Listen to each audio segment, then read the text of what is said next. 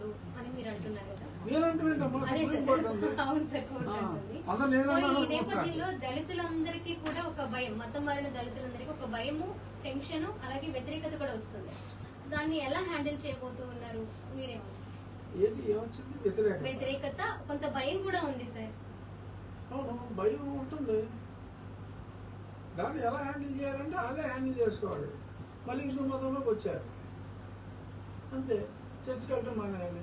Baptism certificate ఉంటేనే, తీసుకున్నట్టు certificate ఉంటేనే అది వర్తిస్తుంది. అప్పటి వరకు మతం మారిన ఇబ్బంది లేదు అని చెప్పేసి కొంతమంది అటు నుంచి వినిపిస్తుంది. దాని మీద మీ కామెంట్ అండి?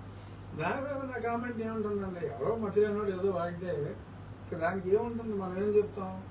చాలా స్పష్టంగా ఇటువంటివన్నీ ఉంటాయని హూఎవర్ ప్రొఫెసర్స్ అని అన్నారు తప్ప, నువ్వు సర్టిఫికెట్, నువ్వు చర్చిలో పెళ్లి చేసుకున్నా, చర్చిలో ఫోటోలు లేకుండా, చర్చిలో సర్టిఫికేట్ లేకుండా, నువ్వు బాప్టిజం తీసుకున్నా కూడా బాప్టిజం సర్టిఫికేట్ తీసుకోకుండా ఉంటే, నువ్వు క్రిస్టియన్ అయినప్పటికీ నేను క్రిస్టియన్ కాదని చెప్పి నువ్వు నిర్బంధంగా అబద్ధం చెప్పగలిగి ఉంటే, నీకు ఎక్కడికే పోదాం అని చెప్పి ఎవడన్నా మతిలేని మాట్లాడితే మనం ఏం చేయగలం?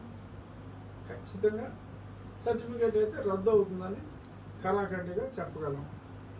నీ తల్లిదండ్రుల సమాధులు క్రిస్టియన్ శ్మశాన వాటికలో యెహోవా పిలుచునని చెప్పి నువ్వు సిలువ వేసుకుని నువ్వు కట్టిన తర్వాత నాకు సంబంధం లేదు, నేను హిందువునే, ఏమో మా తల్లిదండ్రులు చచ్చిపోయి అక్కడికి ఎందుకు వెళ్ళారో నాకేం తెలుసు అని నువ్వు అనగలవా? ఖననం చేసి నువ్వే అనగలవా? అనలేవు కదా. ఇవన్నీ సాక్ష్యాలు, సజీవ సాక్ష్యాలు. ఆ సాక్ష్యాలను కాదంటానికి లేదు. స్వచ్ఛత, జడమాటలు, ఇంకెవరయ్యే మాటలు, ఇటువంటి మాటలు నమ్మి రిజర్వేషన్ కావాలి అనుకుంటే దానికి తగ్గట్టు రాజ్యాంగంలో ఏమని ఉందో ప్రిస్క్రిప్షన్ అది ఫాలో అవ్వండి. రిజర్వేషన్ అక్కర్లేదు అనుకుంటే గొడవే లేదు. ఎందుకంటే ఇంకా దళితులు, హిందువులు ఉన్నారు. వారికున్న హక్కుల్ని హక్కు లేని వారు తినేయటం అనేది తప్పు. అందుకనే చాలామంది నిజమైన దళితులు, అంటే హిందూ మతంలో ఉన్న దళితులు వారి హక్కుల కోసం పోరాడుతున్నారు. మీరు తరచు నీలి కుమారులు అని అంటాం. తెలకపల్లి రవి సీనియర్ విశ్లేషకుడు కూడా ఈ మధ్య కొంత అభ్యంతరం తెలిపారు. మీరు అనేది ఆ నీలి రంగు కోటును ఉద్దేశించి అయినప్పటికీ కూడా సమాజంలో వాడుక భాషలో నీలి అంటే అశ్లీలానికి సంబంధించిన ఒక ఇది. ఆ నీలి కుమారులు అనే దాన్ని అది కొంచెం నెగిటివ్ గా వెళ్తుంది. దాని మీద నేను నీలి కుమారులు అని నలుగురినే అన్నా.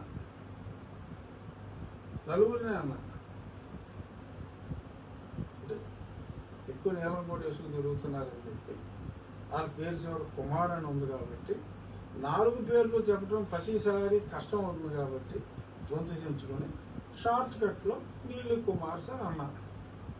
సో అంచేత అది ఆ నలుగురికే సంబంధం తప్ప అందులో అశ్లీలం లేదు.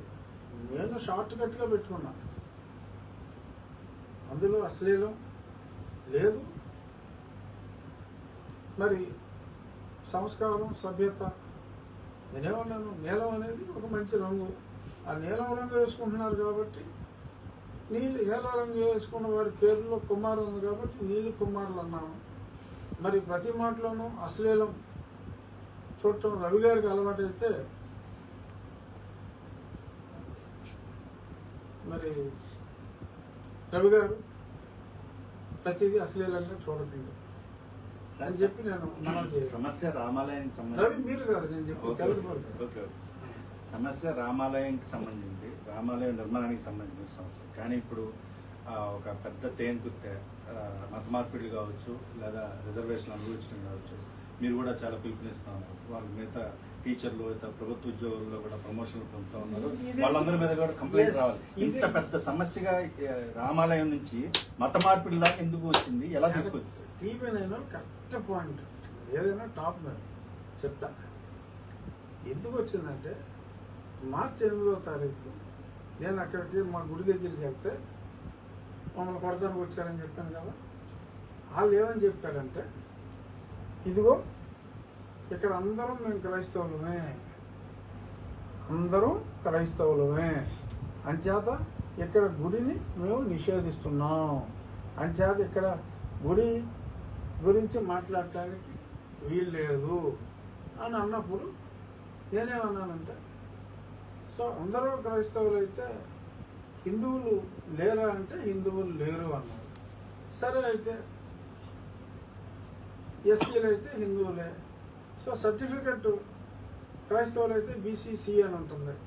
సో ఇక్కడ మెజారిటీ సర్టిఫికెట్లు బీసీసీ ఉందా హిందూ ఉందా అనేది చూసి మరి దాని ప్రకారం మనం యాక్ట్ చేద్దామని చెప్పి చెప్పడం జరిగింది. అలా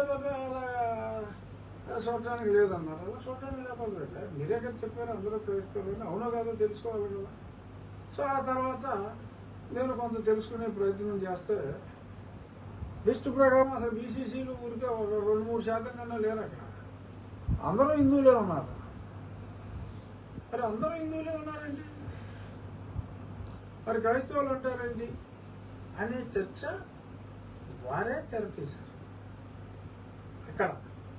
సో ఆ సందర్భంలో ఆ చర్చ వచ్చింది కాబట్టి అది చర్చనీయాంశం అయింది. చర్చనీయాంశం కాదు, చర్చనీయాంశం అయింది. మీరు ఇందాకన్నారు క్రైస్తవంలో కులం లేదని, ఇప్పుడు బీసీసీలో కన్వర్టెడ్ క్రిస్టియన్స్ పెట్టారు. ఇది కూడా కులపరమైన కేటగిరీ, అంటే మన రాజ్యాంగంలో మతపరమైన రిజర్వేషన్లు లేవు కాబట్టి మరి ఇక్కడ కూడా దీన్ని కూడా కులంగానే చూడాలి అనేది ఒక వాదన. కులంగా కాదు అది, మరి మతపరమైన రిజర్వేషన్ లేవు కదా సార్. మతపరమైన రిజర్వేషన్ లేదు, కానీ వారికి కూడా కొంత పర్సంటేజ్ ఇచ్చారు. ఆ పర్సంటేజ్ మాకు అక్కర్లేదు అంటే వదిలేసుకోవచ్చు. ఎందుకు ఇచ్చారంటే ఇచ్చారు, వారిని బీసీసీగా పరిగణిస్తున్నారు కాబట్టి ఆ బీసీలకు ఇచ్చిన రిజర్వేషన్లో కొంత శాతాన్ని వీరికి ఇవ్వడం జరిగింది. అంటే ఎంతమంది మారారు, లిస్టు ప్రకారం 1.5% మారింది. ఇది ఎవరు మారలేదుగా, ఇక్కడే ఉంటున్నారుగా. వీళ్ళందరూ మారిపోయారు అనుకోండి, ఏమో అప్పుడు ఏమన్నా మార్పు వస్తుందేమో, అప్పుడు ఈ రిజర్వేషన్ ఖాళీ అవుతాయి కాబట్టి బీసీలకు మరింత కోటా పెంచవచ్చు. 15% రిజర్వేషన్లు ఇచ్చి వీళ్ళు ఉన్నదే 1% అనుకోండి, అంతకన్నా లేరు ఇప్పుడు ప్రస్తుతం. ఆ ఉన్న 1%కి ఉద్యోగాలు వస్తాయి, మిగిలిన వాళ్ళు అందులోకి వెళ్ళవచ్చు. ఇప్పుడు ఏదైతే మీరు ఆరోపణ చేస్తున్నారో దళిత క్రైస్తవులు రిజర్వేషన్స్ ఫలాలు అనుభవిస్తున్నారు, వాళ్ళకి లేని హక్కుని వాళ్ళు దొడిదారులు అనుభవిస్తున్నారు అంటే మీరు చెప్తున్న తీవ్ర ఆరోపణ. దీంట్లో తీవ్ర ఆరోపణ కాదు, ఉన్నమాట. మీరు అన్న ఉన్న మాటలో బీసీలకి ఏదైతే న్యాయంగా రాజ్యాంగబద్ధంగా దక్కాల్సిన ప్రమోషన్స్లో కూడా దీని ఎఫెక్ట్ పడుతుంది అనేది ఒక చర్చ నడుస్తుంది. దానికి కూడా లింక్ ఉందంటారు. ఖచ్చితంగా మతం మారిన షెడ్యూల్ కాస్ట్ లిస్టులో ఉన్న వారికి ఉద్యోగ అర్హత లేదు, ఆ రిజర్వేషన్ కేటగిరీలో ప్రమోషన్ అర్హత అంతకన్నా లేదు. కానీ ఈరోజు దళిత క్రైస్తవుల హక్కుల కోసం పోరాడే ప్రభుత్వ ఉద్యోగంలో ఉన్న వాళ్ళు చర్చిలకు వెళ్తారు, క్రైస్తవుల హక్కుల కోసం పోరాడుతూ ఉంటారు. భగవంతుడా నాకు పూజించుకుంటానికి ఒక చర్చ ఇచ్చేవు, చదువుకుంటానికి ఇంగ్లీష్ నేర్పేవు, ఓ బ్రిటిష్ అని చెప్పి పొగుడతారు. కానీ ఉద్యోగానికి వచ్చేటప్పటికి హిందువునే అంటారు, ప్రమోషన్కి వచ్చేటప్పటికి హిందువునే అంటారు. ద్వంద్వ విధానం. వారి వలన నిజంగా ప్రమోషన్కి అర్హత ఉన్న వాళ్ళు కూడా చాలా ఇబ్బంది పడుతున్నారు. మనం పిటిషన్ కమిటీ చైర్మన్గా నా దగ్గరకు కూడా మా వైజాగ్ ఎమ్మెల్యే విష్ణుకుమార్ రాజు గారు పిటిషన్ పంపించారు. కొంతమంది ఉద్యోగస్తులు కూడా వచ్చి పిటిషన్ ఇచ్చారు. అది వారు ఆ ఉద్యోగస్తులు ఎవరైతే ఉన్నారో వారి చర్చి వివరాలు, వారి తల్లిదండ్రులు పరమపదిస్తే వారి సమాధి వివరాలు, వారికి కళ్యాణం అయినప్పుడు ఆ కళ్యాణం చర్చిలో అయిందో ఎక్కడ అయిందో ఆ కళ్యాణం వివరాలు, ఇవన్నీ పెడితే సర్టిఫికెట్లు రద్దు అవుతాయి. వాళ్ళు ప్రమోషన్కి సార్ పర్మిషన్లు ఇచ్చిన ముగ్గురు అధికారులని మేము రోడ్డు మీద నిలబెడతాం జడ శ్రవణ్ కుమార్ అన్నారు ఉద్యోగాలు పీకి. కలెక్టర్ గారు, ఆర్డీఓ గారు, కమిషనర్. దానిపై మీరు ఏం స్పందిస్తారు సార్? ఇచ్చిన మాటలకు ఏం స్పందిస్తామమ్మా, పాపం అని అనుకోవాలి. సో ఏం చేయాలి ఇప్పుడు? అంత మతిలేని మాట. ఇప్పుడు నాకు తెలిసి మరి జడ శ్రవణ్ కుమార్ అనే అతను పెద్ద అవినీతిపరుడు.